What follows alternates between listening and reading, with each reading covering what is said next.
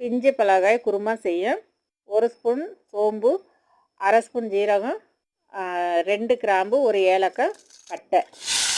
Oil சூடான பிறகு அந்த சோம்பெல்லாம் நல்லா பொரிஞ்சது பிறகு 2 தக்காளி, 2 வெங்காயம், 4 பச்சை மிளகாய், சின்னதாக ஒரு துண்டு இஞ்சி அதையும் சேர்த்து நம்ம சிக்கன் கிரேவிக்கு என்னென்ன சேர்த்து வதக்குவோமோ அதே தான் நல்லா வதக்கிட்டு ஆறுனது பிறகு அந்த தேங்காயோட சேர்த்து அதையும் அரைச்சிடலாம். மறுபடியும் ஆயில் சூடானது பிறகு சோம்பு, பிரியாணி இலை, கருவேப்பிலை சேர்த்துட்டு அரைச்சி வச்சுருக்க அந்த பேஸ்ட்டையும் சேர்த்து நல்லா கொஞ்சம் வதக்கிடணும். அதுக்கு பிறகு நம்ம வீட்டில் இருக்க மசாலாத்தூள் தேவையான அளவு 1/2 ஸ்பூன் மஞ்சத்தூள் சேர்த்துட்டு தேவையான அளவு உப்பு சேர்த்துட்டு அதுக்கு பிறகு அவிச்சி வச்சுருக்கோம் இல்லையா பலாக்காய் அதையும் சேர்த்து 2 கிண்டு கிண்டிட்டு 2 டம்ளர் தண்ணி சேர்த்தோம்னா போதும். இது நல்லா கெட்டியாக கிரேவியாக வந்துடும். இது சப்பாத்தி, தோசை, சாதம் எது கூட சாப்பிட்டாலும் இந்த குருமா நல்லா டேஸ்ட்டாக இருக்கும்.